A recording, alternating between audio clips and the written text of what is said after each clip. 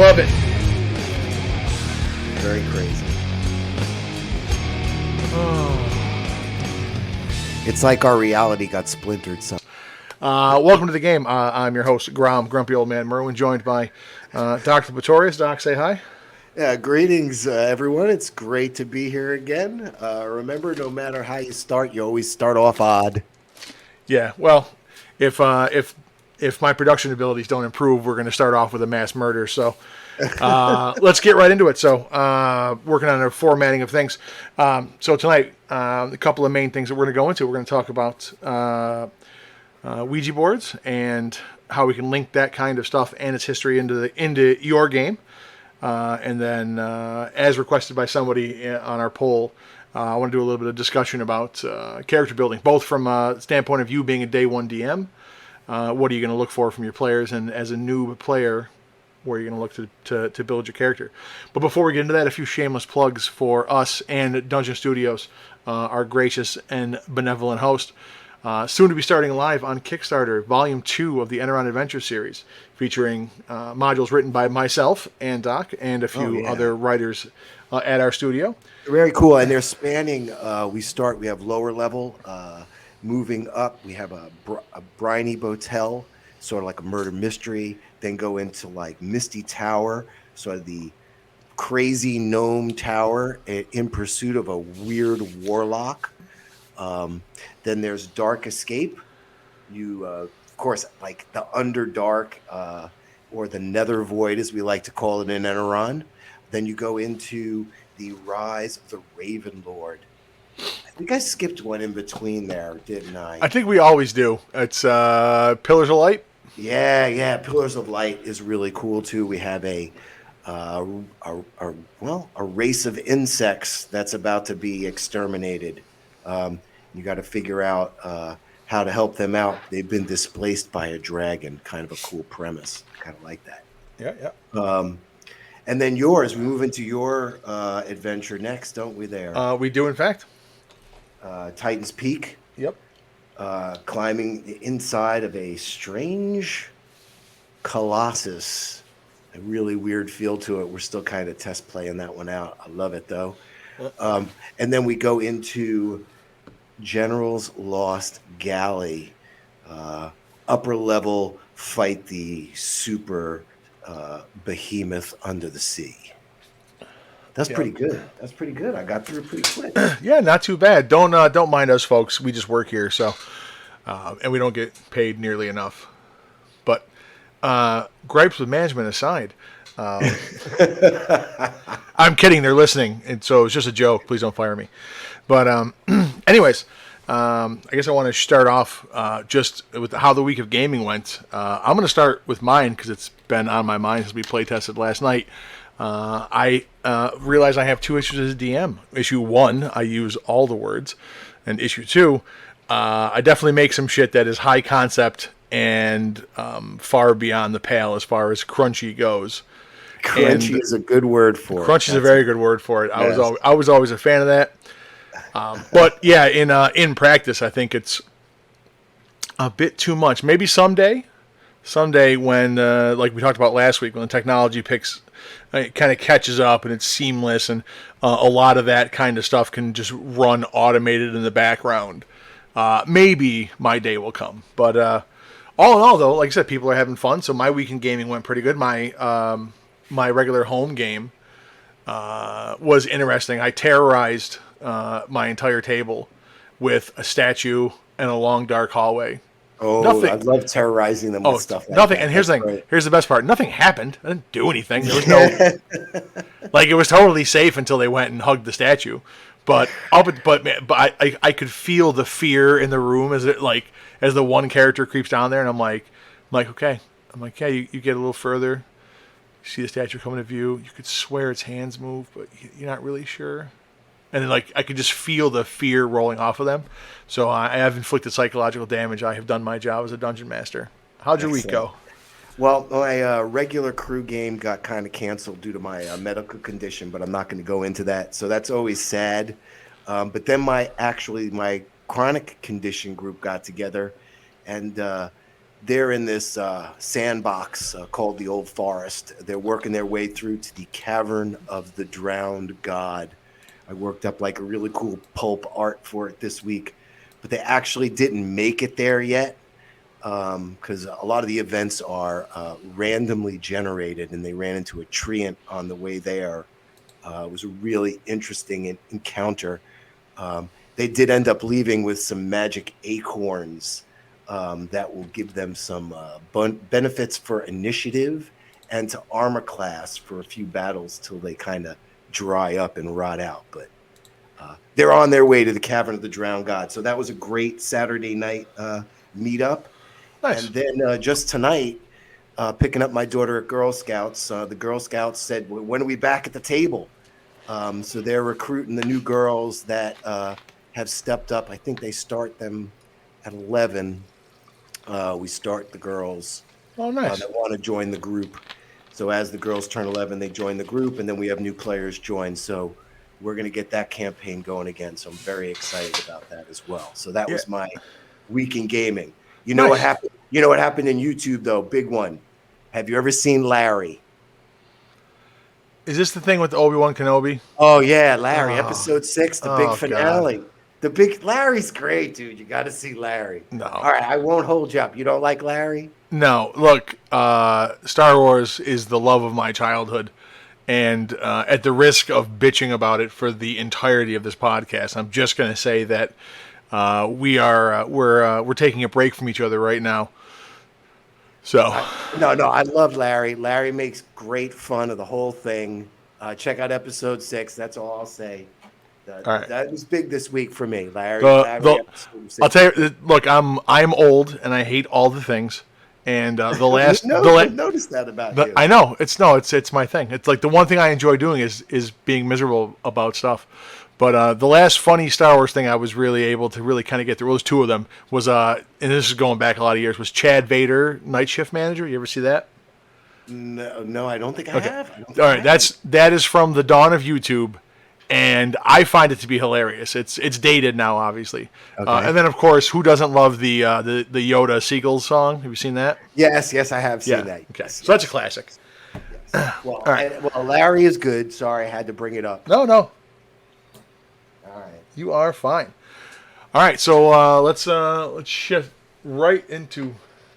Let's get right into our main thing for the week. So, you did some research on things. So hit me up with what you got and why you're fired up about it. And I got some thoughts. Yeah.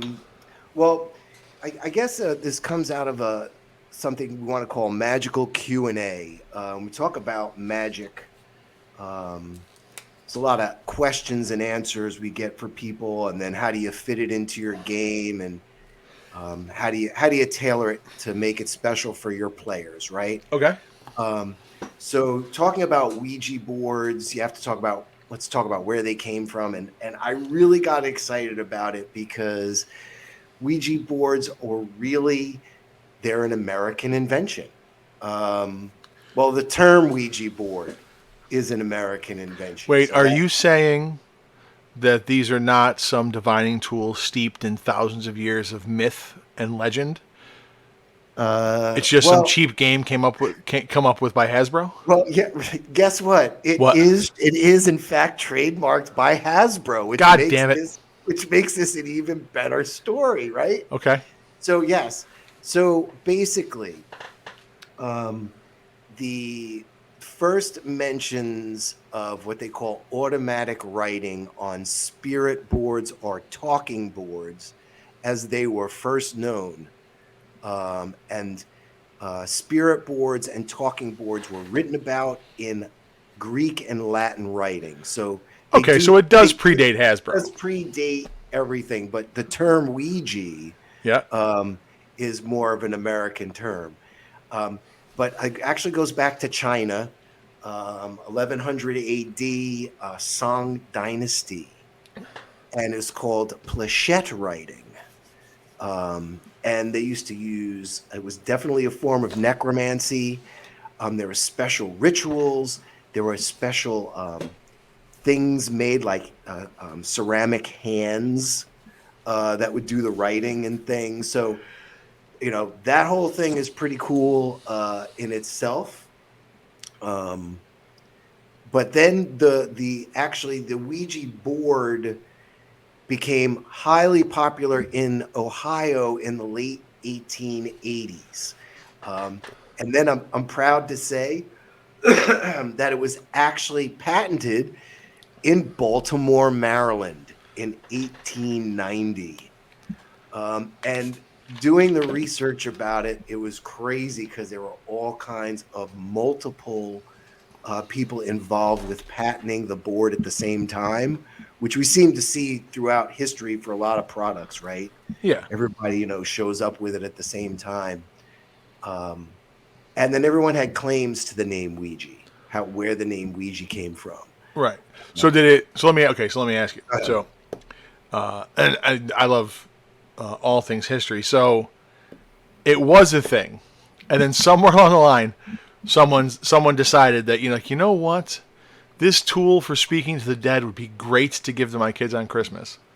Right. Yes. Right? Yes. Yes. It's like, absolutely. It's like, here's the thing. I have this thought along the same lines, and I always try to understand these things, right? Like, as an analogy, we'll use drugs. I totally get, like, how the whole weed thing started, Brush fire starts, it burns the weed, we're near the weed, we're like, I think that was a pretty good idea, let's do that again. Even the crazy ones, like cocaine, coca leaves, whatever.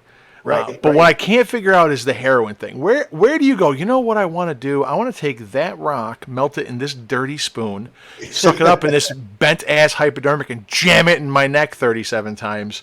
That's probably a good idea. I don't know how you make that leap exactly, but no, the Europeans refined everything because they thought if they refined it, it was better.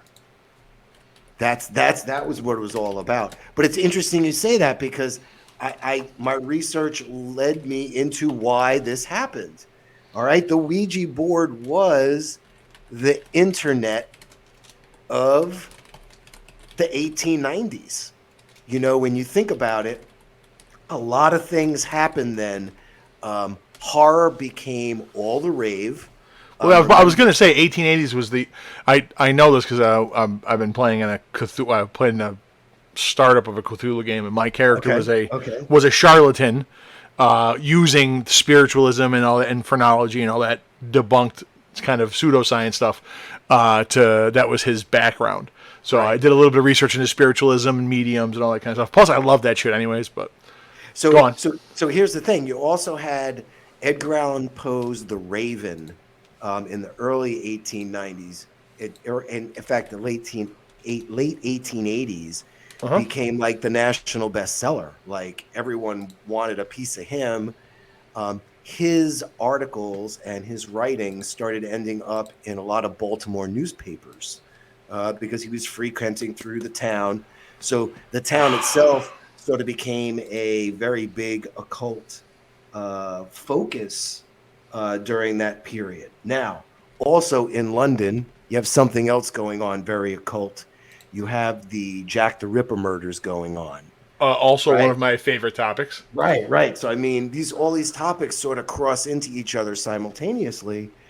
In the meantime, in England, the newspapers had moved to a new type of printing press where artists were now able to include illustrations. Now, you had a lot of illiterate people, workers in London. Jack the Ripper and the murder scenes were the first things illustrated in these papers. I mean, it was huge. Now a Ouija board comes out in the 1890s, right? And what is it? It's illustrated. And what can you do? You can talk to dead people. And then who were the dead people? All these people that had died from the Civil War. Hang on a second. My headset's buzzing. I apologize. Oh, okay. I don't know what is going on. It's Can you the Ouija still hear me? I can still hear you, man. It's the Ouija board. So you have all these different things going on at the end of the 1880s that made death hip, man. And you wanted to talk to your dead folk. Let's go wrong. Yeah, I know. Good point, right? It's his. So, okay. So basically, we're talking about the Ouija board became the internet of the 1880s between Jack the Ripper in England between everything going on with Edgar Allan Poe and the Raven taking off. And don't forget, at that time too, a lot of people, the Jack the Ripper thing, he disappeared. A lot of people thought he had actually made it to Baltimore and was hiding out there. That's the I think that's the theory with the guy who's an American. He was a barber, I believe. Right, right, Right? Is that right. the one? So that kind of goes along with this whole Ouija board thing. Of course, Aleister Crowley, Yeah, was, renowned Satanist. yeah, he was a proud admirer of the Ouija board. Um, the one of the without going on and on and on, a band, Mars Volta, used it to write their album Bedlam in Gotham, which is kind of neat. The weirdest, strangest of them all, a murder trial of Joshua Tucker. His mother insisted that had been carried out, possessed by the devil, found a Ouija board. So you had, one of those. Now, in London in 1994, this is really the weirdest one, excuse me. Mm-hmm. Murderer Stephen Young was granted a retrial after it was learned that 4 jurors had conducted a Ouija board seance and contacted a murdered man who had named Young as the killer, and Young was convicted for a second time and jailed for life from a Ouija board. Alrighty. And that's really what I was thinking about, Ouija boards as linking them into the game. Yeah. Well, let me stop you right there for a second. So, a good just to segue into,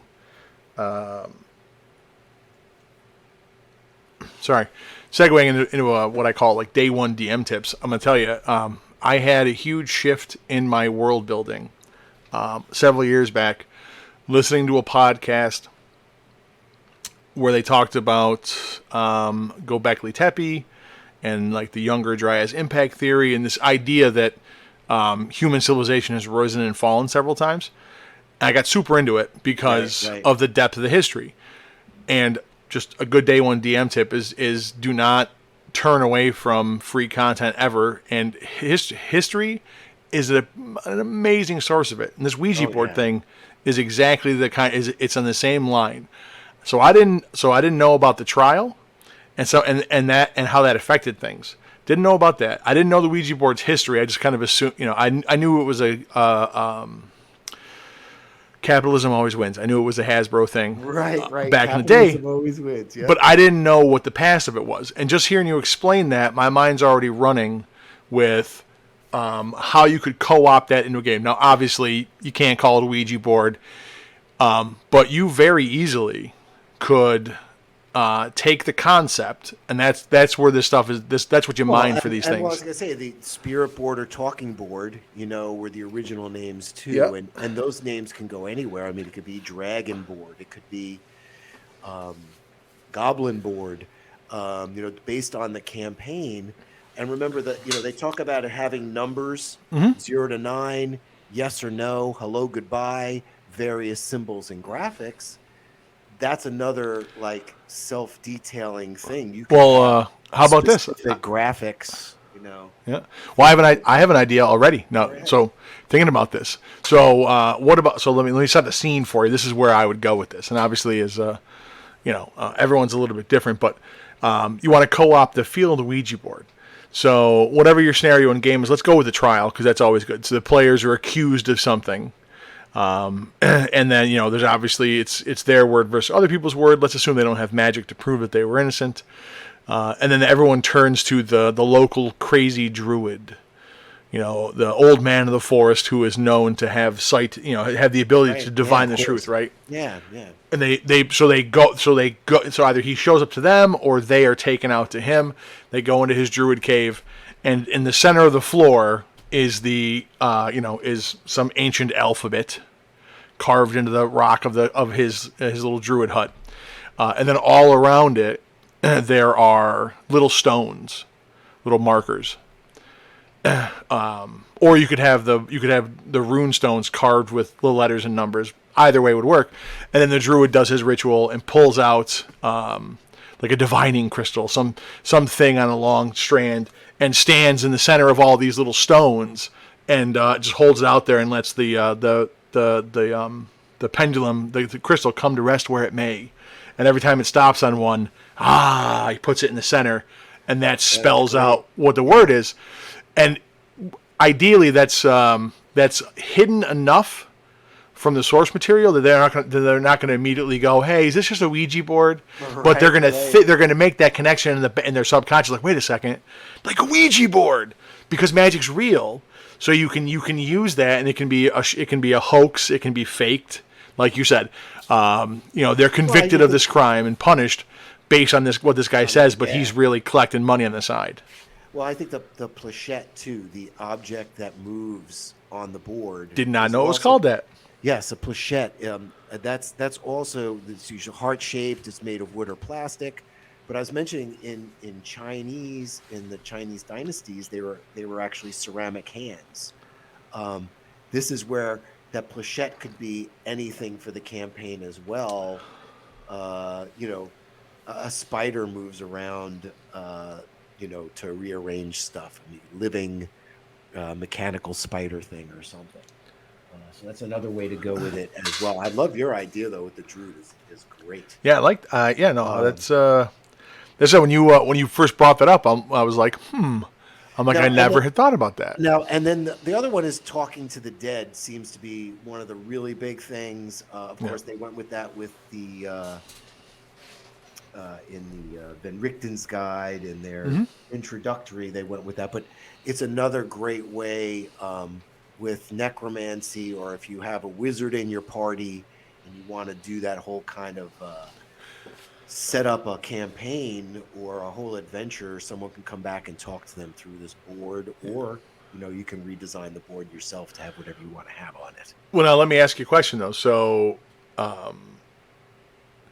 it's not hard for, well, I guess it depends on how you set up and run your games, but the players, if they have a cleric, will eventually get access to speak with the dead. Right. Exactly. So does that? So is this do you think this kind of thing is strictly limited to early game, or would you allow this to do something beyond what the spell can do? Like obviously with the spell you have to have the body. With this you don't. Yeah. I don't know. That's a great question. I mean, I feel like that's an adventure specific question, but yeah, you make a good point there too. There's a lot of branching off you can go with this as we continue to think about it, No, I like that idea too. It's really neat. The one thing they talked about with Aleister Crowley, this is another one where he never completed using the Ouija board, so he started using it and then didn't complete it, and then something else happened. So this is another way you could sort of like throw this into an adventure. Hold on, elaborate on that story. I don't know if I missed that when my headset was exploding in my ears. Yeah. So they started a ritual with the Ouija board, right? Okay. And whatever happened, something happened, and they never completed the round. Oh, really? Right. And so supposedly that place got haunted because they never finished the question. Well, did they do that in his house or somewhere else? This was somewhere else. This was in Scotland. I believe that house was later bought by Led Zeppelin. Well, I was going to say, Aleister Crowley's home was bought by Jimmy Page, the guitarist for Led Zeppelin. Bought it. That's the house we're talking about. The house we're talking about. Yeah, no, that was Crowley's house then. Right, and he didn't complete the Ouija ritual, and supposedly something happened in the home. So that's a whole nother way you can sort of introduce that into your game. Yeah, is that something could have been used the wrong way, right? Using it the wrong way, and then there's a curse or there's a demon, and that's where this also. I know we're talking about the game, ties into the Satanic Panic and the Ouija board. Yep. The Ouija board itself didn't really get its satanic turnover till it appeared in the movie The Exorcist. And the little girl, Reagan, right? she contacts. Do you remember who she contacts on the Ouija board? Hold on. It's Do you know the name? hold. Oh god damn it. He's actually like Pazuzu. no, Pazuzu. no, no, no, no. But she doesn't know it's Pazuzu first. What is the fake name? That's a good trivia question. I don't off the top of my head know. It is Captain Howdy. Really.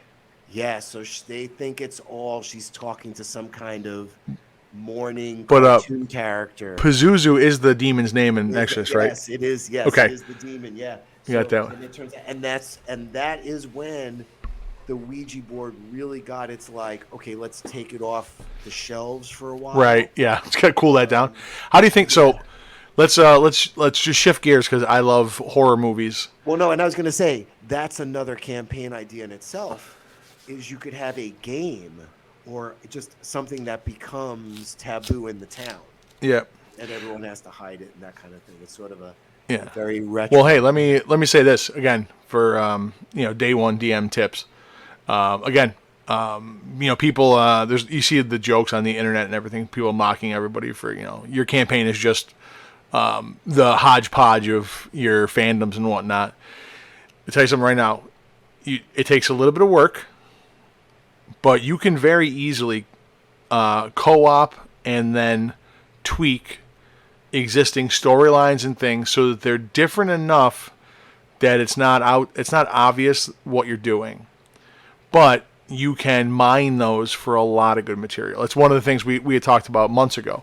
Yeah. The idea of having a segment run on the show, from cinema to campaign. How do the beauty of it is actually you steal what the best ground is. If you play fantasy games, steal stuff from other genres.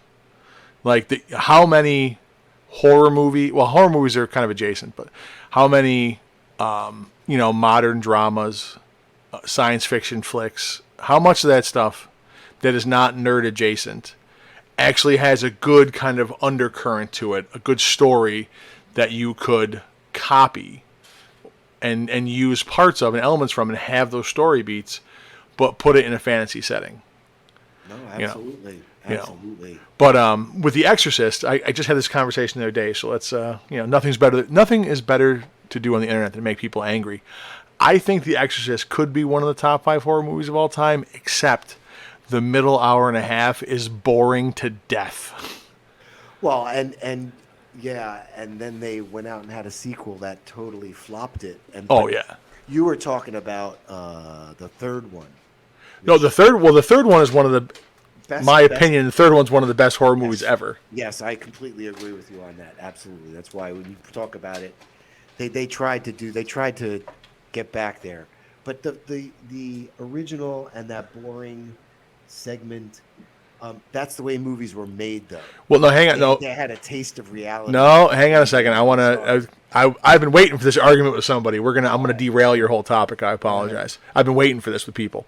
Here's the thing. A lot of people immediately jump to the idea that, well, it's like, oh, you just don't like it because you want modern movies where there's an explosion every 5 seconds. No. You can have the slow burn. You can have the build up. You can have the scenes between her crawling down the stairs backwards and then your mother sucks cocks in hell, one of the best movie lines of all time. You can have stuff between that doesn't involve anything crazy. It just needs to be building tension and moving the plot. That whole shit there's like 20 minutes in that middle sequence of the movie where like she's at Georgetown Hospital having tests done. I don't need to see her in the bizarre 80s MRI machine talking to doctors. You can do that in other things and it can flow. You just nailed it right there, though. That was made in 73, and you just said the 80s medical machine. They were projecting, you see, and that's part of it. Is those movies made in the 70s all have this really, like, what's the word I want to use? An existential, yes, we're in reality, and we have to have 20 minutes of the movie to let you know. Don't though. You can. It does. Again, no. Again, here's the thing. No, because it would be no. a completely different movie without it. No, it would be a better movie without it. I agree with you. That's just Look, when did the original Halloween come out? It was in. That I think is 81. Okay, pretty close. Pretty close. Pretty close. Right, pretty close. Pretty close. And in that movie, there is none of that. Every scene where nothing is happening. Are we really going to go into this because they just took the woman who got attacked in the shower in Psycho, and got her daughter to be chased by a guy in a jumpsuit and the guy in a William Shatner mask?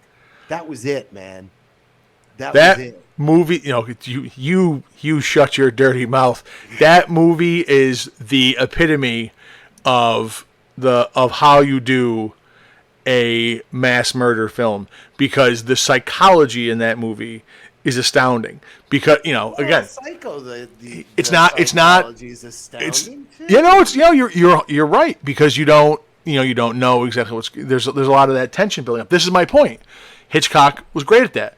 Like I can't remember what the name of the movie is, but he's got one that is basically in real time. I have to disagree with you on the grounds of you don't know why Michael Myers in the first movie, he doesn't communicate and just kills.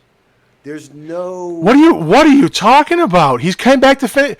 Dude, Loomis sets the whole thing up. He's gone home. He's for some reason he killed his whole family. Nobody knows why. That's right. That's what I'm saying. What is it? That's what I'm you saying. That's the tension of it, is that you don't know. It doesn't need an answer. No. See. That's the same thing as Obi-Wan saying, "Oh, those were the dark times," and we didn't know what the dark times was, and then, 30 years later, we have Clone Wars, we have Star Wars. And here's the thing, and you didn't need any of that nonsense. But that's the same thing as you said with The Exorcist. No. That's the same thing. No. The Exorcist is a bunch of stuff that doesn't. Here's the thing. There's nothing in the parts of The Exorcist that I'm talking about. There's nothing going on in these parts that build tension, that further the story, or, to your point, the scenes that you're talking about now in Star Wars and Halloween, doesn't leave you going, man, I wonder what's going on. I'm sorry. That shit is boring to death. It doesn't make me think of anything other than taking a nap. I'm sorry. To me, I need some reason for Michael Myers. I don't know why. Maybe because my kid's nonverbal. I need a reason for that kid to be running around killing. Maybe that's why. I don't know. But let's go back to where we were at here. Okay. And the Ouija board and everything. Now, speaking of the Ouija board, we said it was invented or patented in Baltimore. Yeah. And my research also led me to one more thing. Okay. The patenter, his tombstone is in a cemetery in Baltimore, and the back of it is a Ouija board. And my daughter and I are ready to go. Really? Yes, we're definitely going. Yeah, we have to go see this. On a similar note, man, we went to Boston last summer and we did the Haunted Boston tour. Oh yeah, I always do the haunted, which tour. is great. Yeah. And there's a part of me that really wants to get into that library and see the book the guy wrote on his own skin. Oh yes. No, the one I have, the picture, the hotel. The one hotel, there's a portrait upstairs. Yep.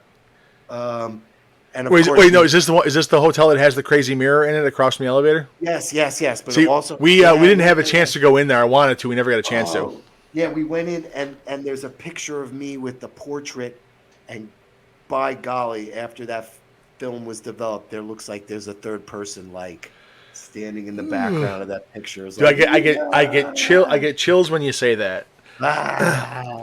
It's crazy. All right. Well, hey. So, any other tidbits on the Ouija board? I think we covered a good. Like I said, no. We covered a good way to work that into the game. Things that you can do with that. I love the history of that kind of stuff. And again, weird, creepy, supernatural, anything like that in the real world anything unexplained, dig that shit up and too, use it. And anything you think magical, you think is magical, or you think like the Ouija board. Oh my God, I had no idea that was from patented in Baltimore. Shout out, man! I've been studying this stuff for a long time. I love answering magical questions. I love it. Yeah, I'm a fan of all that kind of stuff, and if we're gonna have to have some talks dedicated to your, clearly deficient knowledge of cinema, but also all this wild, wacky, and weird stuff. Because I I said, I love the occult stuff, and that question is, well, just to take it back another step, like, children say they see things that we don't. Is there a thing to that? Do animals see things that we don't see? Do we grow out of it? What's the connection? And building the psychology, or getting into the stories behind that kind of stuff, and then doing the research, looking at the psychology and how people debunk it. All of those things is, again, can only serve to benefit your game. Like I said, in my home game, the scene that built all attention was, going through a seemingly recently emptied out structure where a massacre happened. So blood on the floor, broken weapons. They're searching for people, both friends that were kidnapped and another group of people that were mysteriously missing when they arrived in town. And so they see all these horror kind of, I'm playing up the horror elements. It was around Halloween. I was thinking of it, anyways.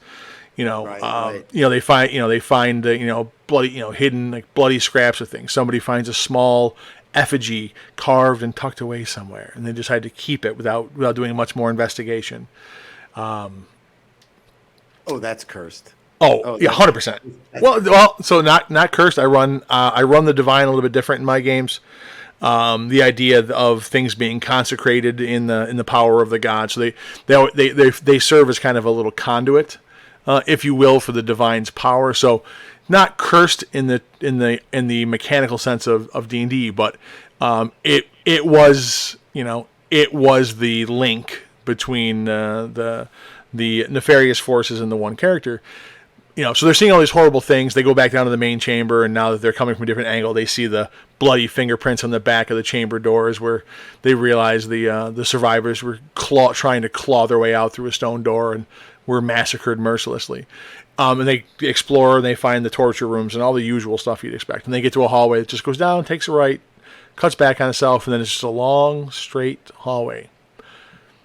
Smooth walls, unadorned, and like I said, it's beyond the range of dark vision. And then as they go forward, like I said, you kind of see a shape, and you see a shape in the darkness. And pacing, again, DM tips: pacing of what you reveal and how you slice time up is critical to maintaining this kind of stuff. So you got to practice, you got to slow yourself down, and nothing is more powerful than letting players make assumptions on limited information and then keep giving them choices, because they are conditioned. This is this is another, like, a battle map versus theater of the mind kind of similar topic, where they're conditioned that if they get asked questions about what they're doing, there must be a consequence, or there must be something they should or shouldn't do. And all I did, it's just, a very basic level. It's like, okay, you go about 20, 30 feet down the hallway, and at the edge of your vision, you can see a form just emerging from the shadows. It causes you to pause. Anything you'd like to know, ask, or do? Wait, what do I see? Make a perception check. It's like, it doesn't matter what they roll, because you still get to dictate the flow of information. So they make the roll, good, bad, whatever. It's like, definitely humanoid, maybe potentially feminine, but hard to tell. See, it looks like the arms are outstretched, though, like waiting to embrace somebody. What do you do? I'll go for some more. Okay, you get a few more feet. You see the hands articulated. What do you do? Every time you ask, it's just, this heart skips a beat, and it keeps going. Well, and you leave it open-ended, and getting information. Yes, I say you leave it open. And you let them drag it forward. It's perfect. Yeah, and then you have them make the perception. Then you set the hook, and then you've put the hook out there, then you set it by having them make a roll, and then whatever they get, you're like, you didn't see it at first, but you realize it as you take another step closer. The fingers were not splayed out like that. The hands were together. You're positive of it. At least that's what you remember from a few moments ago. But now they have spread open wide a little bit, as if the hands are extending. At least that's what you think you see. You're pretty sure it wasn't open before. Maybe it was. But you can definitely see they're open now. What do you want to do? And you just keep that little, you keep doing that. And once you've done that, the wheels come off because the paranoia starts and they start getting crazy. I love it. Yeah, it is good. So, anyways, no, I love the Ouija board stuff, and like I said, that's something we got to loop back to with other things, because again, never give up free content, man. So if you got other shit like that, like about like the crystal skulls, which I think was debunked eventually, but those things fascinate the hell out of me. Stonehenge, strange places. Tarot cards work great. Yep. Using playing cards, getting a game. We can talk more about that another time, though. That's wonderful. Well, hey, so we're gonna move into character building, right? You're gonna give us a little. Well, we're gonna. That's so the second half of today's show is going to be that. A quick segue and a quick story before we get into our break. Before we get into our break. So, for our break today, a little bit of a treat. We're working on having an interview with some musicians in a band, self-proclaimed nerds. We happen to have one of their music videos queued up. So, in a few minutes here, when we go to we're going to take a quick break. We'll leave you guys in the live stream. You're going to hear our intro music, and then before we come back, we're going to kick off and play that music video in its entirety for you. Those of you listen to the podcast, it'll just kind of skip ahead of that right to the music, I believe, is the plan. But before we get into that, I didn't get a chance last week during Halloween to tell any ghost stories. Now it was perhaps coincidence, perhaps not, that you brought up the Ouija board and contacting the dead and that kind of communication. Right. And I have a ton of ghost stories. I have the misfortune, I guess, of living in places where bad things have happened, and many crazy people in my family who claim to, see and hear things, prophetic dreams. I got a bunch of horror stories. Good. All right. Oh, it's going. No, it's great. I also, and just to throw it out there, because I have a ton of these. I'm only doing one tonight. You have to wait till we get around to Halloween again to get really deep into it. But I worked at a hospital for a number of years. It happened to be it started out as a Civil War hospital and a psychiatric center. There is a medical school there, so there's a cadaver lab, bones. And this goes right back to our Ouija board, right? No, dude, yeah, I saw. What we're talking about. Let me tell you something. I saw a human body sliced into sheets in the anatomy lab, and there was all manner of unexplained things that happened while I was at that place, plus the stuff that personally happened to me. So I'm going to give you a personal horror story that goes along with the contacting the dead thing. So. When I was 14, my grandmother passed away. It was November. We had a terrible Thanksgiving. I get goosebumps every time I tell a story, I get goosebumps. And I'm sitting down here in my basement by myself, so it's definitely extra creepy. But she passed away. We had a funeral. Went through a very sad Thanksgiving. And then... Yeah, that's the worst. That's Thanksgiving. It was terrible. Yeah. The week after that, I'm home alone. My mother's gone doing something. And... the phone rings and I pick it up, and much like my headset earlier in the show, it's just static and noise, and it was there was a bit of a storm out, stormy outside, end of November, getting into the snowy season here in New York. Well, technically June's the snowy season in New York, but anyways. And I'm like, hello, hey, hey, who is it? Hello. Can't hear anything. At the very end of it, I hear a familiar voice. I couldn't make out exactly what it was or who it was. It's just one of those things in the back of your mind, like, I know the voice. But it said, my name was Jason. Jason? I love you, Jason. And then the phone just dies. Just hangs up, right? Right. So that's creepy. Now, now here's the thing. Now, and this thing is, I haven't got to the best part of the story yet. Everybody will say, oh, that's just a coincidence. Those things happen. It was probably just a bad connection. You're hearing what you want to hear. But there's a part of the story that I haven't given you yet that is going to put it in the perfect context for both the Ouija board and the Halloween season. But I'll get to the second half of the story when we come back from our break. So stay tuned, hang around. For those of you listening to the live stream, we appreciate you being here. You're going to get some of the game music here in a second, and then a music video from our soon-to-be guests. Reality. Yeah, Splintered Reality. They embrace fandom and pop culture. I can't wait. I can't wait to check it out, talk with them. Yeah, everybody. So enjoy. I'm going to switch the screen here.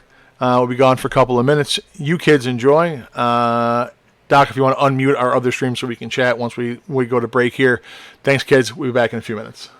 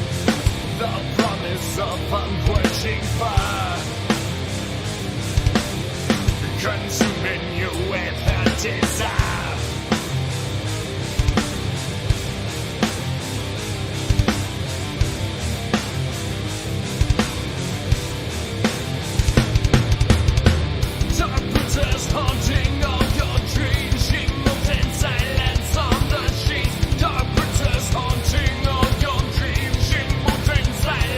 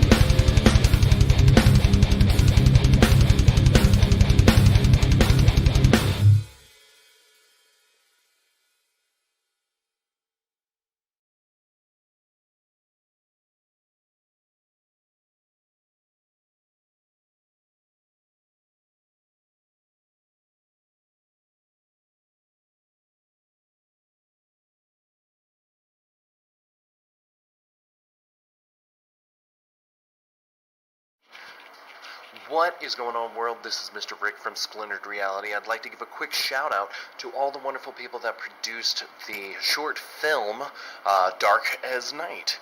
It's a wonderful short film piece that is in Russian, I believe, and it's amazing. It's one of those stories that, because of how well the actors did, and the way that it's edited and produced, the story came through, and it was really inspirational. And the way that everything is right now, unfortunately, video production kind of ended at a standstill for what we were working on for Dark Princess, and so we would like to thank you for putting this out in a Creative Commons attribution, because otherwise, this video would be sitting there in limbo, but pretty much indefinitely, until everything opened back up and we could meet in groups and produce this. So,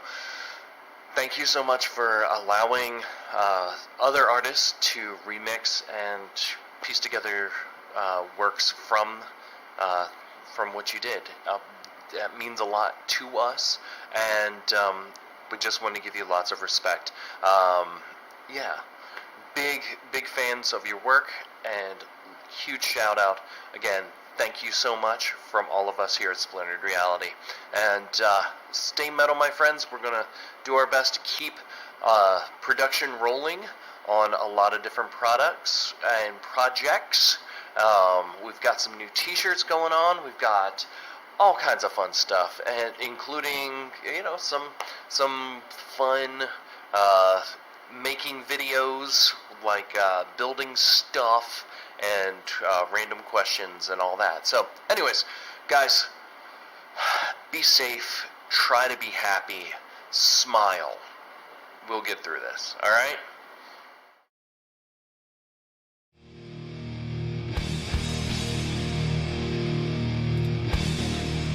I hear something. I know. I played the music, and I am back. Welcome back to the show, everyone. Yeah, we went like a time warp there, man. Yeah. Oof. Well, we'll have to. As we work and figure out the whole production thing, we'll get better at that kind of stuff. Wow. Man. Welcome back. Welcome. All right, on to the second half. You want to hear the end of the story? Yeah, I definitely do. No, I was just checking out that band that did the video, Splintered Reality. They're like into sci-fi, comics, horror, anime, pop culture, everything like us, man. I can't wait to get them on the show, because I'm sure they're going to agree with me about The Exorcist and that Halloween's the best horror movie of all time. No. And then I listened to this one song of theirs called Am I Pretty Now? And it's deep. Let me just say that. It was deep. All right, go ahead. I want to hear the end of your story. Great. Well, let me finish it. Absolutely. So, that story is creepy enough in and of itself, like I said. The strange phone call a few weeks after the passing of my grandmother. But what really turns it up a notch is, as a kid, I would always go over there. And one of my fondest memories, one of the things we did all the time, was watch shows together. Some old classics, Ray Bradbury Theater, Tales from the Dark Side. There was a 90s one called The Monsters, I believe it was. All that stuff, but in particular, one of her favorites and my favorites, always having a Labor Day marathon, is The Twilight Zone. Oh, yeah. Well, care to guess what one of our favorite episodes was? Very simple story. A woman, wealthy, alone, lives at the end of a long, empty street. Finds herself in her house, no servants, no staff, during a storm. And she begins to receive phone calls over and over and over again, staticky phone calls. As the episode progresses, there's smaller and smaller bits of audible sound, words in the call, but nothing you can really make out. Until the very end, she finally is at her breaking point. She begins to scream and yell into the phone, I don't know why you're doing this. I don't know who you are, but I hate you. Never call me again. And then there's a single line of audible dialogue from the caller, which is a name, and I'm so sorry. I'll never call you again.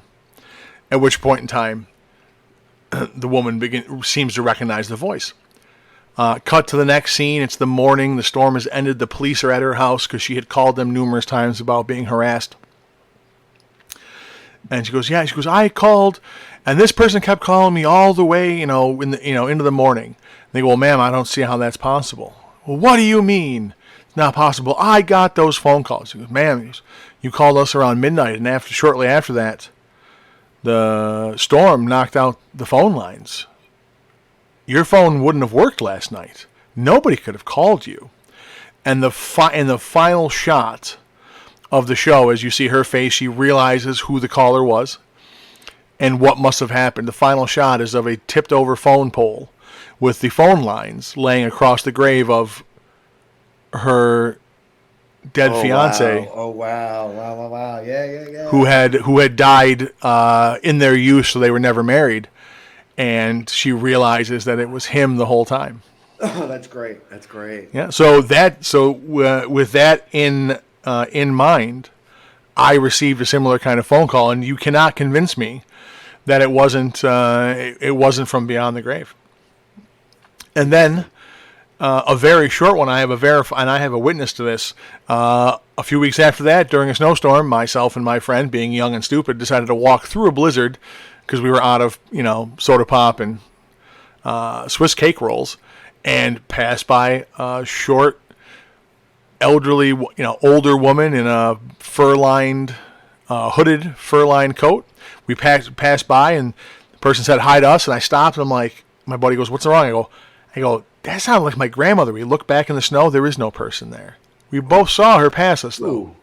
Yep. Oh man.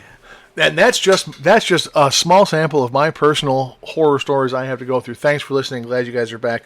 I hope the conclusion of that story was worth the wait. But let's get into our second half topic.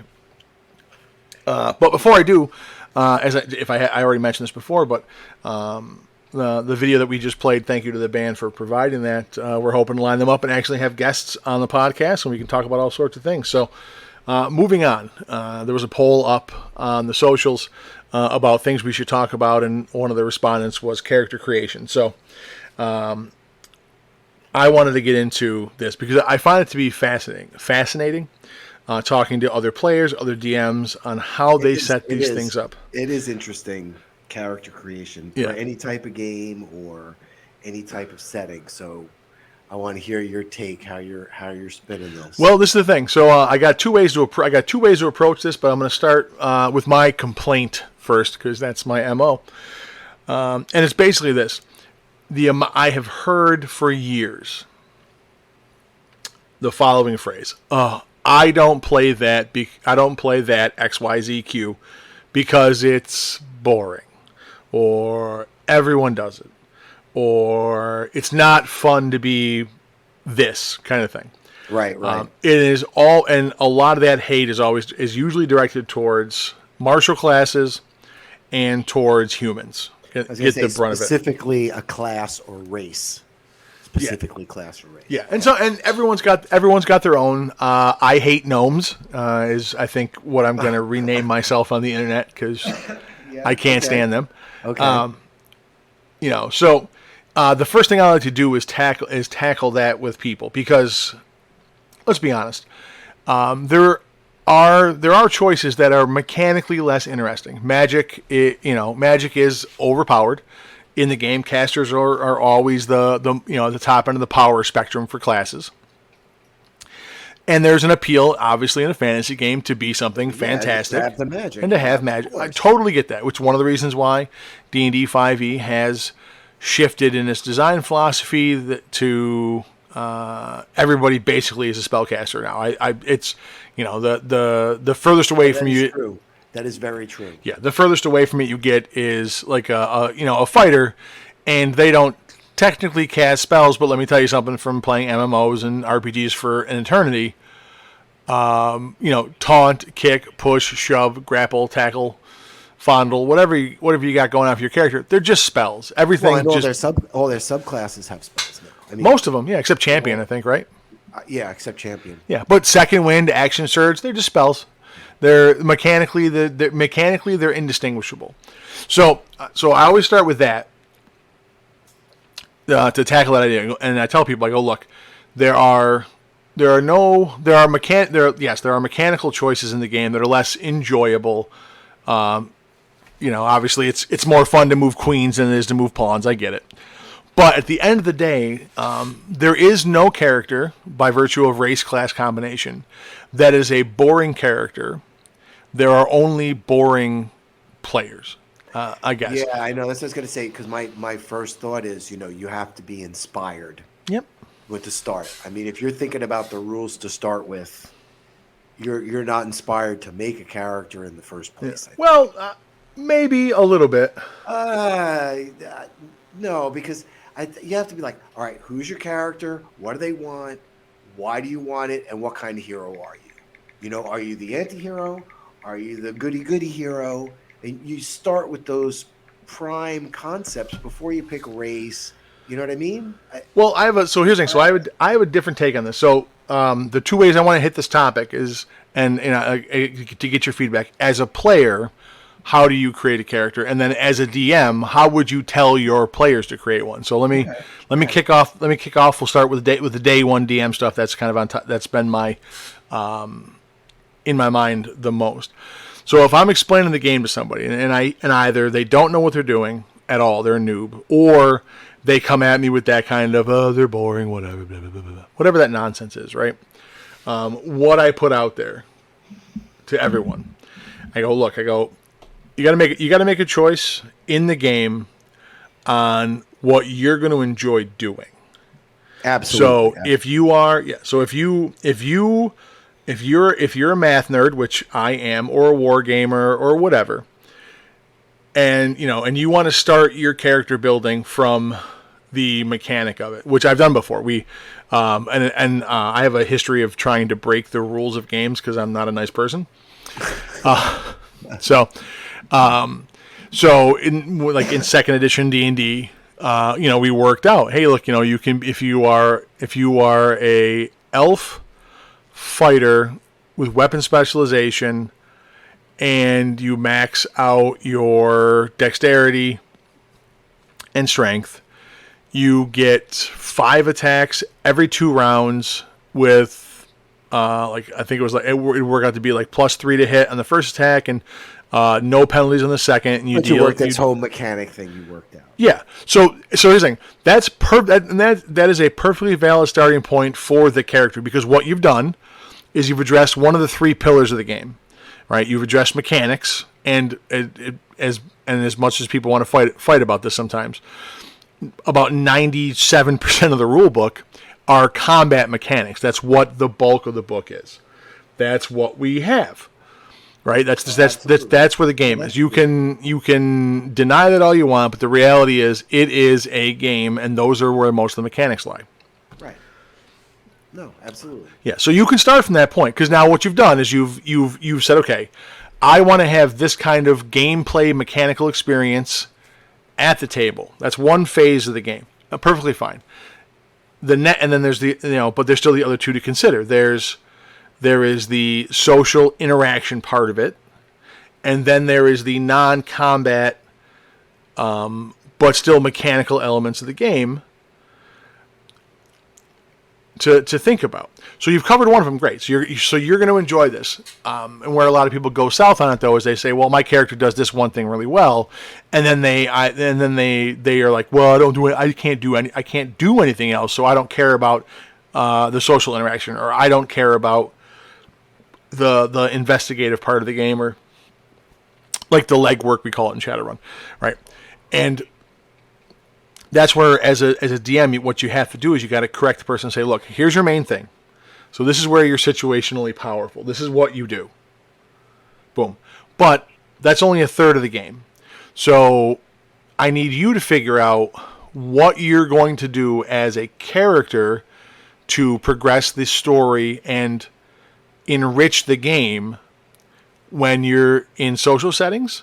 And then I need you to think about what you're going to do to contribute to the mechanical part of the game and enrich the storytelling when we're doing non-combat things that involve the rules. No, that's a good point to bring that up to the player. Yeah. No, that's a great idea. Yeah, and this way they stay engaged the whole time.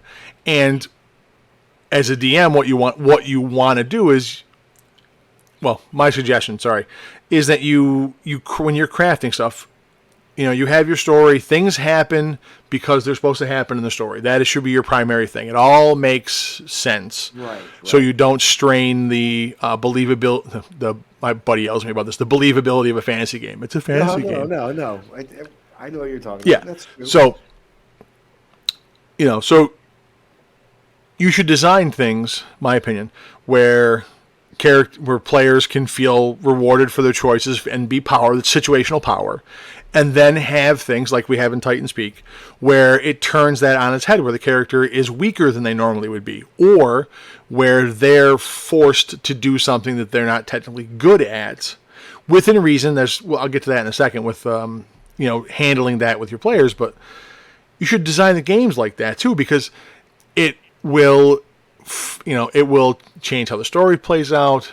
It creates some different stakes, and it creates an opportunity to engage the player in ways they weren't expecting, to try to get them out of their shell. Some people won't do that, but that's what we should be doing. Well, I think it's interesting too, because you said to me, well, how would you do it as a player, and how would you do it as a DM? Right? Yeah. So you're explaining this more as like the whole game and the whole. As a DM, that's the things that I would do. And then to the second half of my DM tip on this is, after you do that, you got to figure out, and communication is always key. Figure out, what level they're going to play the game at, and there's a difference. I like the funny voices and the play acting and being in character. Some people are at the level where they think they can think of their character doing all the things, but they narrate it as opposed to playing it out. True. And then some people are at the very basic level, and I have basically a brand new player and we just worked into my Wednesday game. Super nice kid that they're not really sure about any of the elements of the game. So what you do, so the thing you should do is tell the person, let's figure out some things that you can default to, like I saw in the chat, your traits, right? Flaws and perks, whatever. And it doesn't have to be a lot. But, if they don't have a solid grasp on personality and whatnot, fill it in for them. And help them out and let them know. A lot of people are intimidated by the whole idea of backstory, or where they fit into the game world. It's very interesting, because you're still presenting it as a very universal concept, and I don't know if beginners can see the game that way as much, right? Because I work with I work with the Girl Scouts and a lot of younger kids as beginners, so I think I'm on a little bit different footing when it comes to that starting point for them. Yeah. Well, let me. I guess then I'll turn the question over. I do have some thoughts about people that don't have the context stuff that we as lifelong nerds have. I'm dealing with that with somebody else. Right. But let me tell you something. But let me turn it over to you, and we'll, and I'll throw my point in as you go with yours. But you have a different experience. Your gamer groups are different. Younger kids and people that have challenges. So what would you tell them if you were bringing in a new person in your critical illness group, or you're bringing in this new Girl Scout when she turns 11? I think with both. Where do you go? I think with both of those groups, it's what kind of story do you want to be in, is what I tell them. Because then they're picking, if they want to be a fighter or if they want to handle magic right off the bat. Mm-hmm. And then right there, like you said, that's when I'm saying to them, okay, well, if you want to use magic, there's these rules and rule sets you have to follow. And then, like you said too, well, there's these subclasses where, there's some magic mixed in, or if you like plants and you want to be, just a druid and deal with nature. And that's really where I start my beginners. But I think it's funny, because what you were talking about with the DM and everything, the same thing with both of these groups. I am doing a lot of the internalizing for the campaign and what's going to happen and how they're all going to be connected. And because I know they're beginners and not putting that much effort into it. Now still in my Thursday night group where, they're bringing their characters with backstory. I have some players who are bringing characters with, 5-page backstories, and I also have a beginner. So, right. So that's a different scenario too. But I think it's always key in character creation. I didn't see the comment or where it came from, but to directly, say you got to be with your DM Right. to start. That's totally the first thing, no matter where you start with concept or anything. A close connection to, I think, your DM or what you're going to be in or run is really important. Now, you can, and we were talking about this last time, and I didn't look at the statistics yet. You can just sit around and make characters forever and have fun. I Some mean, people do that. I you don't know, understand it personally, but some people right. do. So I mean, that's a whole nother aspect of the game that I don't wanna dissuade or put down or anything. But I think you got to talk to the DM and look at the group you're playing with too, and how you're going to fit in. All right. So that's DM, what I do DM wise. Okay. And then I really like to make sure you can have a personal session with the player and talk to them about how to work through their rules, their rule set. Because I think those things really, really help. Okay. I know I've done that with some DMs where, I'm doing a different game and they'll have me come in and sit through each part of it. And I like to do that with beginners, especially. The interesting thing is when they all sit at the table, how it flows and how they all get along. Because, when you have a whole bunch of group now with the Girl Scouts, it was not an issue at all. They'd all sort of like all picked characters, so nobody overlapped, and different races, and they all had skills. The game went very, very, very well. With my Chronic group, it's a little bit different because I let them play what they want to play, right? And we have a thief and I want to say a rogue thief assassin kind of guy. We have like a Goliath monk, a very like not a normal party. It's not even a magic user. And then I threw a dwarf fighter at them. Like, look, you guys got to bring a dwarf fighter with you, just so you got something to tank. Yep. Something else with you. You can't just be two thieves running around all the time. But that's what they wanted to be. Well, I would disagree. I think you can be, but that's a different discussion. No. And that's what I was about to say is that I'm having the campaign move in that direction. Now the same thing. We have this monk and this other. I think he's a cleric. It's a warlock cleric, and something about with the necromancy and the dead. So like they're all involved with the undead at the same time. So and the thieves are like, should we steal from this grave that these guys are trying to save the undead from? So like I'm as a DM getting the thieves more involved in the whole thing. But that's what I'm saying. That is part of character creation. Yeah. Is having your DM in on it. 100%. So the other phase of that, for people that aren't coming at it from a mechanical angle, that are coming at it from a backstory or personality, or, trait kind of perspective. Same thing. Again, it's if you're not interested in the mechanical part of it, I try to get my young into play, and stuck around for a good 2 years of the campaign that we ran. So that was impressive. We started when she was 11. But it was very clear that the she was there for the talkie and really not too fired up about the stabby. So that was interesting to see that player type develop. And for those kind of people, and you get a lot of them that come into the game, and are full of the ideas. They have the backstory, they get the context, they watch all the same media. And for them, it was always of what character do I want to put in the story, not, how do I murder things. Right. It works the same way. You take that, it's okay, so we've established how you're going to help and how you're going to, build the story. I just need you to understand that a lot of the rules are combat. There's going to be conflict in the game. So, how are we going to address that with you? And, in some cases, for people that were not very mathy, I would go through and say, hey, look, just lay it out for you. And our new player in my Wednesday game, we were doing this on the fly because, the group was helping him out. But I don't think there's anything wrong with you as a DM saying, hey, look, here's the thing, man.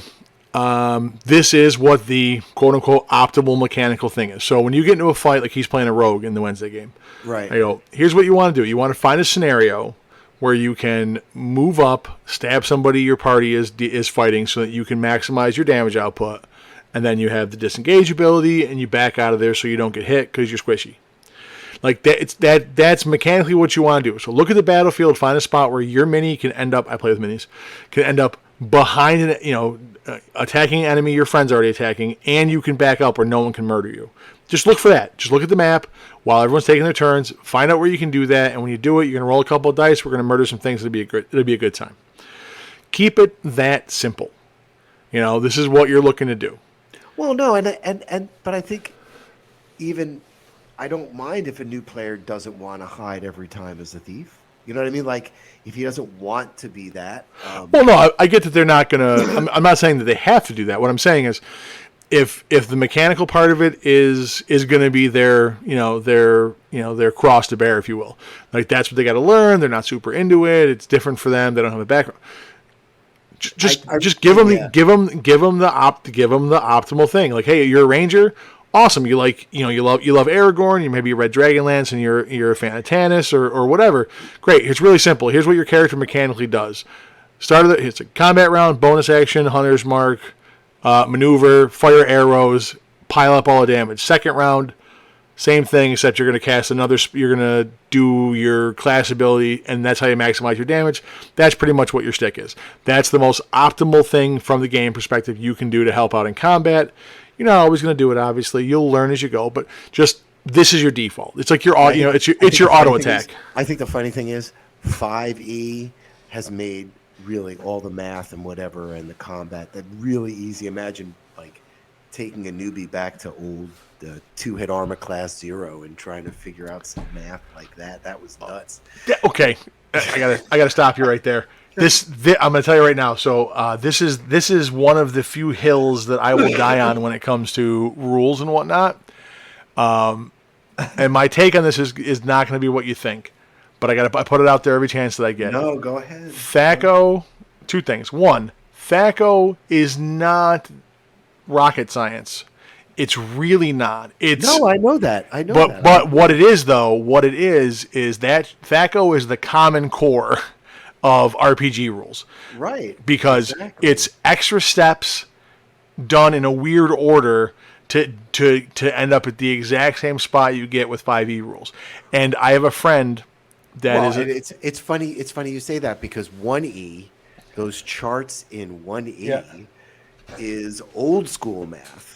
Oh yeah, right? That's 1,000. Right? Well, that's 1,000%. Well, and they built it. It progressed and evolved to what 5e is. It's all the same statistical math and same ratios. It's just back in the day, that was the wargamer thing. That was quote unquote, and THAC0 has become the current virtue signal. But the math charts from the old tabletop wargamers, that was their thing. I can figure this out, so can you? No? Well, you're not in my group then, and obviously I'm better than you are. Well, I'm glad you set the THAC0 straight, but back to the thing you said, I completely agree with you about the characters, and that it's so true, but it's focusing on the story of your character for new folks, I think is still essential. And when I build a character, I think for me now, I'm trying to explore deeper into the 5e rules. Like, in the test play now, I'm playing that fighter champion, right? And it's funny, you were talking about, being like spells, and it is like spells, second wind or whatever. I need more spell slots, man, the way they throw me in. At one point, they called me what? The meat shield? Well, you attacked 7. I think you attacked like 7 times in one round. That's a pretty good spell. No, that is a good spell. Muscle Wizard casts Fist. That's what you did 7 times. So, I enjoy playing that whole character like I'm trying to grapple. And I try to dodge things, or I'm trying to grab something and throw it at something else. Because that's what I want Darkon, that character, to be. Well, now, I would say, though, that I think it takes a long time for a player to come up with all these little nuances for everything a character is going to do race wise and Maybe. class wise. Now, I do have a slight disagreement about the focus of the player should be on the character story, and I'll explain that in a second. But I want to touch on a mechanical point.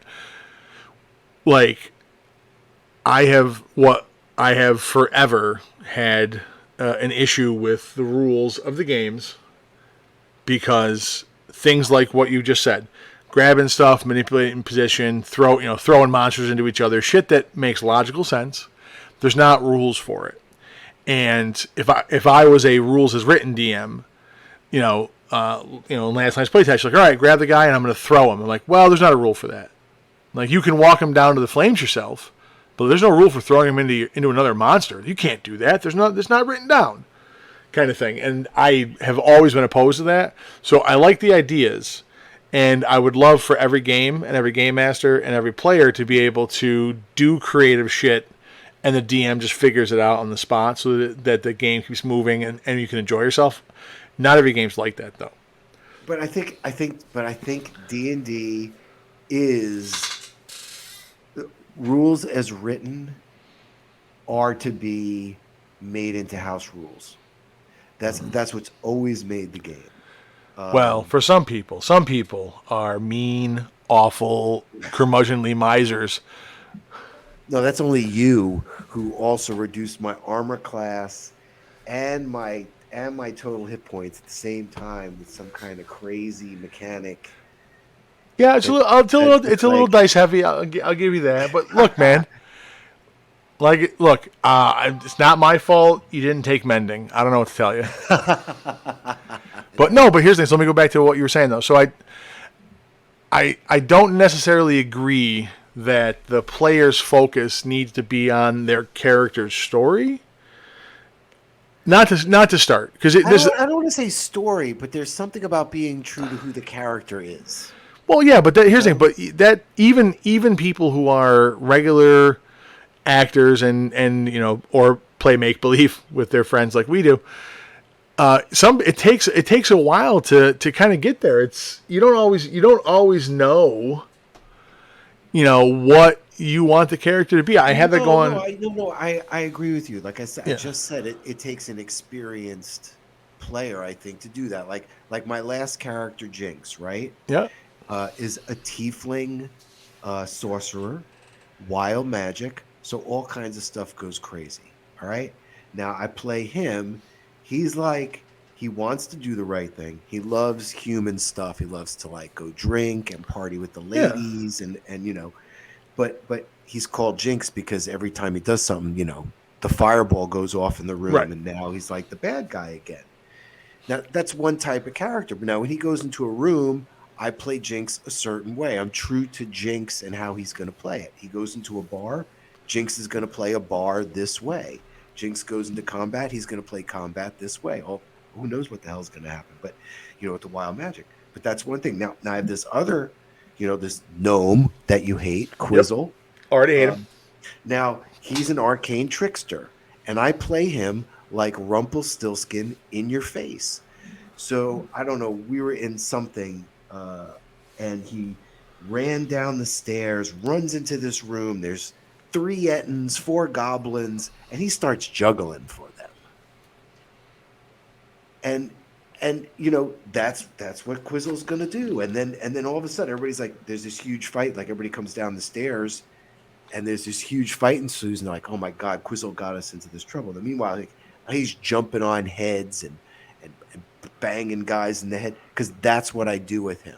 And in the end, at the end of the campaign, certain death. He's going to meet certain death. He's facing like some evil knight. He jumps on this guy's head. The guy takes his evil sword and kills him. He's dead. He dies. I think he made it to 10th level or whatever. But I was true to that character, and I'm kind of glad he died the way he died the way he lived. You know what I mean? Like, that's a character. Well, I can tell you right now that if I was playing in that game, you'd have made it to level 1 before I murdered you. Hey, don't worry. The DM had him lose his head at one point. He had a replica head, steampunk head put on his head. He was humiliated. But he also became like our Kenny. was like, oh no, Quizzle's dead. And then Oh they bring him Jesus. back to life again. So he sort of became our Kenny for a while. Now see, And that became his character, right. He'd Well, run so into a here's room and get killed again, and they'd be like, so "Oh, I'm agreeable to antics up to a point where it's not derailing, destroying, or putting other characters at risk outside of a reasonable range that, like you said, that makes sense. So, you go down there, you start juggling. If the result of that is everybody getting murdered by Ettins because you were throwing beanbags at him, we're probably going to have a conversation. no, but no." The same respect, though. Like I said, this was just this is when I had first gotten back to the game, right? And then Yeah. the other guy has a barbarian and a rogue, so he was running around as a tank, just tanking anything down he could. And then his rogue was running around, like you said, hiding in the shadows, coming out for the sneak attacks. So we had a great time. We had a great time, and we knew each other's characters' personalities and what was going to happen. So that I guess that's part of it too. I got Right. to play these really cool characters because the other player I was playing with was really cool about what I was playing too. Let's be honest. Well, there is a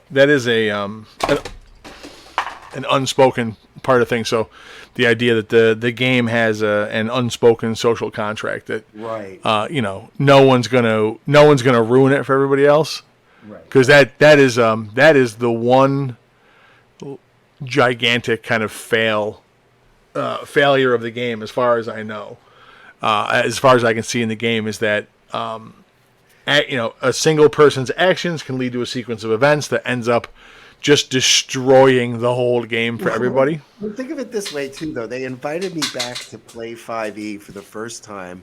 I never thought I could play again. I made a wild magic sorcerer and an arcane trickster and said, "Let me try to break this game." I had a great time. We had a great time Yeah. playing. They all died, and actually, our next campaign is trying to fix all the crap they set into motion. Fair enough. Now, I do have a lesson I try to teach to all the new players. Is that there's no winning or losing at D&D. There is only turns in the story that you weren't expecting and didn't That's want to right. happen. That's right. And that all you can do as a player is prepare to die gracefully and with a purpose. And that purpose may be serving the story. That purpose may be saving a party member or accomplishing a goal, but it should have some meaning to it. So the last advice I would give before I ask you how you got to create your characters is for people that don't have the context clues, that aren't into it or don't know what they want to do. Like, if you ask them mechanically, what are you doing? They're like, I have no idea. And you say, well, what kind of character do you want to play? Or like you said, what what do you envision them being? And they're like, I have no clue. The best advice I can give is just like we talked about in the first segment.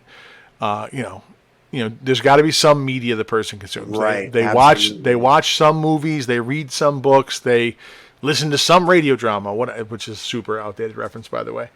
But there's got to be something. Only the shadow knows. Yeah, there's got to be something, and you just find that. Hey, look, man, who's your favorite character from whatever media you're into, video game, whatever, and then okay. Well, let's go ahead and we're going to make something along those lines. And if they can't pick out the character traits, like if they can't verbalize the character traits, or they can't grasp the mechanical part of it, do it for them. Help them out. And the best thing you can do is to ensure that they're going to enjoy the game experience, whatever level they're playing at, whatever impact they have. Put them in a situation to have a good time, and they will get there eventually. And I think 5e has made that pretty easy too, to make a character that fits almost anything you can see out there. Yeah. Um, Oh, absolutely. you can dip here or there and get what you need for somebody if you really need to. But I wanted to say that too when we were talking when you first brought up character creation as a topic today. I am a very much a purist when it comes to making 5e characters. I like just exploring Like sorcerer, I'm just gonna explore sorcerer. I'm not gonna try to like pull fighter in here and pull cleric in here. And Oh, yeah, well, that's I'm just not my thing. not a fan of the multi-classing. Is that what you're saying? I don't think I am really. I don't. I guess I'm still enjoying just single classes. Does that make sense? It does. Well, Um, let me give you my take on it, and then I will ask you the player question that I've been dying to ask. sure, So sure. my take on it is this: I don't like multi-classing from a mechanical standpoint, where you are min-maxing your character. I am a war gamer and a competitive gamer at heart. So if we're playing a competitive game, I will break that shit all day long. I have a funny Right, story right, about right. I have a great story about Mech Warrior and BattleTech, and making a person never play the game again because of the shit I got up to. I love doing that in a competitive game. RPGs are not like that for me. So I dislike it from a mechanical standpoint to beef up your character or cover a weakness. I get why you're doing it. If we're playing a certain kind of game, that's fine. Where I don't mind it is you've worked it into your backstory or into your in-game actions to do things to find a way to learn the skills to justify you picking up another class. No, no, I agree with that. Totally okay with that. And that goes along with that we were talking about is if you have a good concept, Yep. you know, what does your character want? Why do they want it? What kind of hero are you? You know, Yep. what kind of villain are you? All right, so then let me ask you this. No, so let's flip it over to the player side, and you can feel as a player in the game, and then you run games, so you have a little bit a different set of skills and knowledges. But what do you do when you are creating a character? What's your process? What do you think the most important thing is, and what do you focus on? Like, what's your core player mechanic to create a new character? If I say, hey, a campaign starts tomorrow, level 1, do whatever the hell you want, how do you do that? Gosh, the first thing I do is I decide which way I'm going to roll. And then usually I'm asking the DM, right? The DM's going to let me know if I've got carte blanche for rolling or if I am, what is it? I forget all the systems. Well, you have the standard array or the point buy, Right, right. and then there's a million varieties of stat generation. Old school 3d6 in order, no swaps. Right, right. All that kind of stuff. The class I think the classic 2e one. I think everybody did this. Now, 4d6, drop the lowest, roll 2 sets of stats, and pick the one you like. Arrange the taste. okay, yep. I've seen that too. I've seen that. So wait, too. I think that hits me first. Like if you give me that mechanic, because then I'll use that random chance. I told you I love using that with my DM campaigns too. Like what's the next monster? Oh, let me just do a random encounter. If I have some really good scores, I might say, "Ooh, look, I might make this a monk," or I don't know. Or if I have some crappy scores, it might even say to me, I'm going to make this guy a weak rogue, or I have one powerful score. I'm going to give him intelligence and make him a wizard who's struggling. But maybe that's old school style of making a character. I was gonna say that is 1,000% an old school perspective, because back in the day, It was based on those numbers you had. Yeah. It was pointless. It was pointless to have a concept when the stats might not support it, and then you got real problems. And then of course, concepts are like your children. You're like, oh, I'm not gonna send little Timmy out to the front. I love him. I don't want him to get killed. I'll take the second child instead. They can go get mowed down by machine gun fire. Now the same thing. Like I just said, I made the tiefling sorcerer and the arcane trickster. I think at that point we were doing drop one, the regular standard roll, drop one. And I just rearranged the dice, however, and then picked races, and then you get your bonuses and again, jumping from 2.5 to 5, it was like, oh, I'm fine. I don't need to worry about this. It's just going to plug in the right bonuses wherever I need to, and I just started playing. I didn't worry about if he didn't have a super high. Well, he had a high charisma because I knew that's what I needed to have the highest. But who cared about the rest at that point? When prime requisite and start playing. So for me, a lot of times too, it is the idea or what I want to play. When I played Ravenloft, I wanted to play this paladin, Don de Asla Savage, with the armor and the silver cross and this silver sword and the Cruz de la Plata. Right. Well, hang on. So I do him with his accent. Like, I could totally get into it. did you have that? But here's the thing. Now you're confusing me.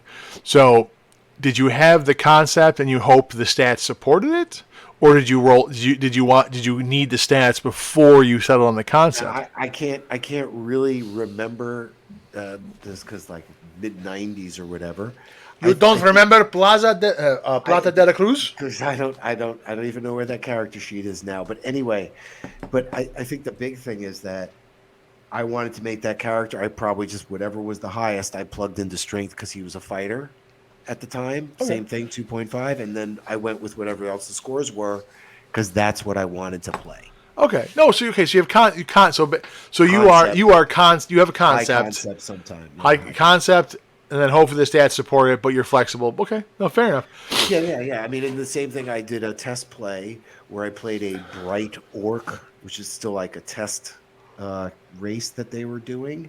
But I did a bright orc witch, which was like, and he did all his spells by like handling the bones and the innards of animals. And I loved playing that. It was like a lot of fun. And then even somebody playing with me was like, wow, you like really got this guy like intense, and it's like sort of unique. So that's the other thing I kind of look for. I try to make a unique character too. So for me, it's always it's always the story. There's always a story for the character. Something, Mine's usually very short though. Like I don't usually make a very long thing. Yeah, see, I don't. Like Jinx and Quizzle, right? Yeah. Jinx met a wizard who was teaching him some sorcery. That's where he got started. Quizzle met them because he wanted to learn some spells too because he was an arcane trickster. That wizard went out on a quest, never came back. Their story began. I don't like to give them much more backstory than that because the backstory is playing to me. I know a lot of people like to have a lot more backstory to it. Well, I guess. Oh, I got a whole bunch of ways to go from this. The mine will vary. I don't. It's not always a 17-page tragedy of the plebs of how I ended up here being an edgy rogue in the corner. But I always like to have something because, and I've played and. Every DM will vary, and I evangelize about like the way I want games to go to people every chance I get. So I will take the opportunity once again now. As a DM, you should never give up on free content, and as a player, you should try to provide that for your thing. So one of the jokes I made, I forgot Discord group I'm actually in since I have like 3 of them. One of the ones I was in was a girl started a Facebook group, and she had a Discord server, and she wanted to do have a place where old people like me can get together with these young whippersnappers and help develop world building and characters and teach the methods. Yeah, I know. I like to teach people things. So, but with that society, I know. See how it is? No, but so with that, one of the things that I preached on this topic about letting the players build things for you. Obviously, you have final say because people get up to some shenanigans sometimes, but let them give you that content. And I made the joke. I made the one person's like, yeah, I got such a character, and one of the side quests that we're talking about is taking a detour from this journey to go back to my hometown to see my parents. And I'm like, what are you doing? Don't tell the DM you have parents. They'll kill them. That's the worst thing ever. Say they're dead. Just lie about it. They never need to know. And in your mind, in your headcanon, your parents will live happy forever. But once the DM knows, they're fucking good as dead. He got me crying. No, that's the truth, though. That is the goddamn truth. And here's the thing. So and DMs out there. I did this when I was younger because I thought it was what you're supposed to do. Anytime anybody made a character with a backstory that had even the slightest connection to a person, place, or thing, you could be guaranteed that shit would be getting attacked, murdered, and burnt to the ground the second they got anywhere near it in the game. Oh my gosh! Because now I'm thinking, maybe that's why I didn't like backstories. Maybe years and years ago, I wrote one, and I got killed so quickly that I'm like, what did I waste my time writing that backstory? Well, that shit. There's nothing worse than that. Having the idea, and you start to have plans. You build up headcanon, and you get fucking whacked, and you're just like, well, that's a waste of time. Well, I guess that it'll be sucks. his son. That'll be his son. He'll be Yeah, the third. we used to do that all the time. But no, so back to what I was saying though. He buys the first. He buys the second. He buys the Yep. third. Oh yeah, absolutely. But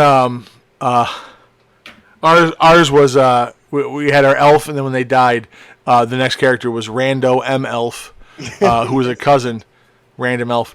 But no. So my point with that though is as a DM, please don't murder your if they give you a backstory. Don't just out of hand slaughter them because you think it makes for good. It doesn't make for good stories. It really doesn't. It can, but no.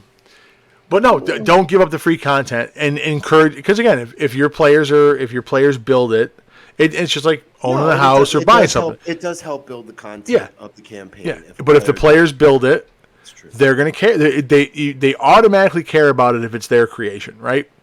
So let them do that. Like you said, I'm gonna build a wizard. Okay. Well, good. Who taught you? Where did you come from? Right? And I don't need an essay on it. For me, give me a name. What is it? I have in my game the tower, the Tower of the Westward Climb and the Tower of the Wayward Stars. Is an order of diviners that came out of somebody building, or I think it came out of me building an NPC. Okay. So that's what it was. So I had a character made a monk, and they're like, yeah, I need to have a monastery. It should be in a big city. What do you got for me? I'm like, all right. You follow the way of the six-pointed sword. I don't know. Made some shit up, some cheesy fortune cookie wisdom, but they had the idea, and it forced me to build something for them. And I've built so much of my game world from that kind of stuff. So never turn it down. Get your players to do it because they're always committed to it when they do it. It's true. It's just wonderful.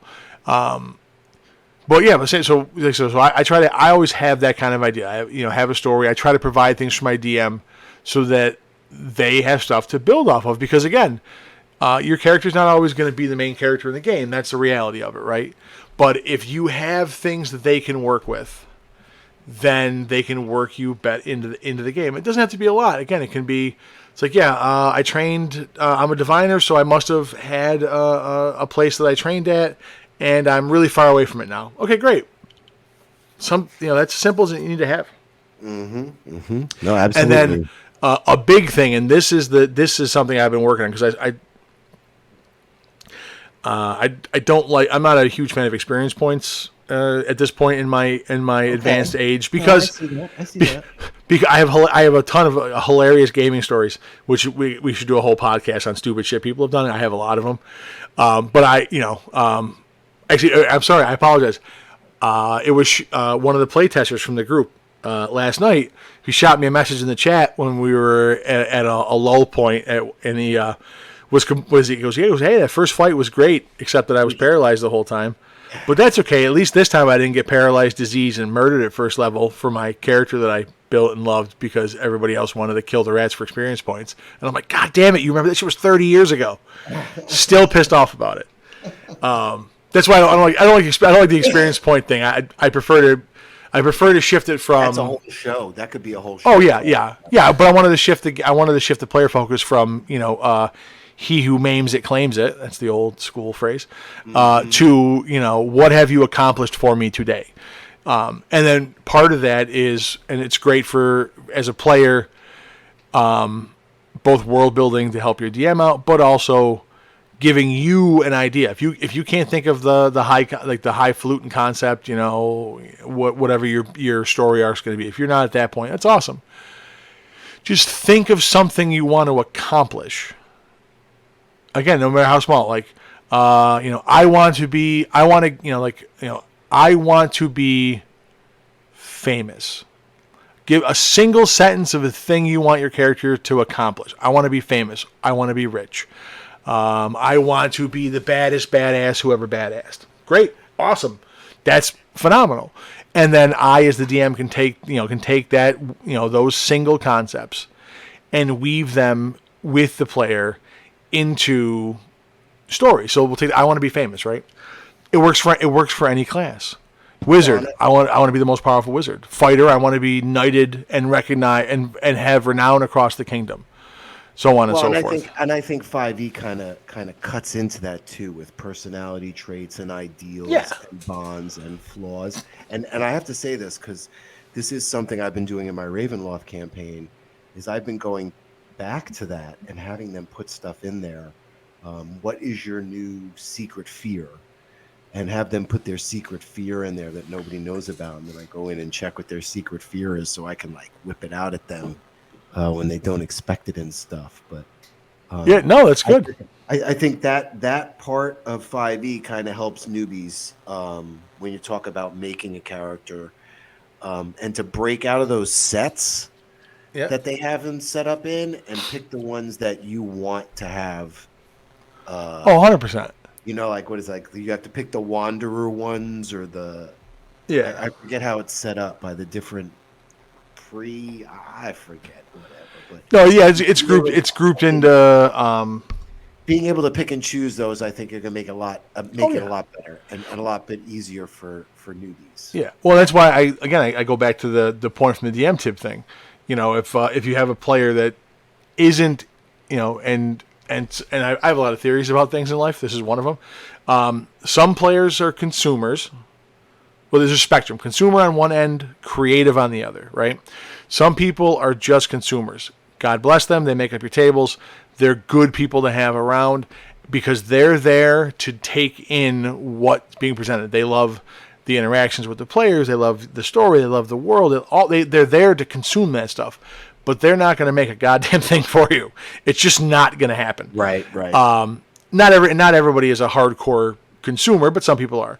And then the other side is the creatives, and those are the people that it's a double-edged sword because some people can help too much. They want to contribute too much, and it's like, dude, I'm running the game. Just calm down. But people fall on that spectrum somewhere, and that's one of the I guess communication would be the theme. The theme of the video today is communication. Learn how to get information from your players and to your players, and from your DM and to your DM, and you will have a much better experience. Number one thing.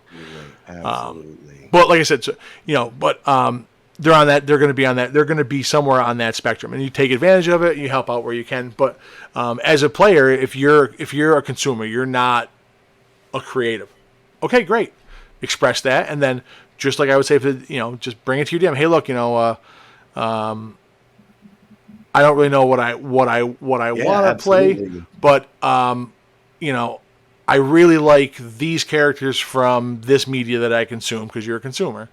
So can we do something like that? Great, yeah, no problem. I had a guy in my last campaign that. And I will never understand this because I'm not into it, but was a freaking Dragon Ball Z nerd. Okay, all right, whatever. Y'all can be into that, I guess. And that's going to be the next thing Hasbro's going to put out is of course, Dragon Ball Z guide. But coming soon. Yeah, but the player's character was just basically a Dragon Ball Z character. And I'm like, okay, all right. I'm not super into it. Doesn't get my wheels spinning. But if that's what you want to do, great, awesome, and we can work in some of that kind of stuff. Again, is it going to be if it's well done, people may not realize that you're just stealing from another IP. But at the end of the day, if you want to play a monk who's training to be the strongest that there is, and is trying to find these mystical monk artifacts, because if they get all of them, they can do some crazy thing. Okay, yeah, all right, why not? Throw it in there. Talk Do to it. the DM, man. So that's pretty good character creation. Yeah. Yeah, definitely. I mean, yeah, we can get into another time. We can get into the fiddly bits of mechanics and how we do it, and building. And I would love to do this because, like I said, there's a lot of people have some ideas but don't know how to translate them. So those are people that are kind of they're in the middle ends of the creative consumer kind of spectrum. So having a whole discussion about how to build a good character, backstory, and goals is a whole other show, and I hope we'll get a chance to do. I would definitely. Funny. You're talking about creatives, and I have to mention one thing before we go, because I know you always close us out. Talking about creatives, I was talking about my friend Gabriel, who does the Hour of the Raven.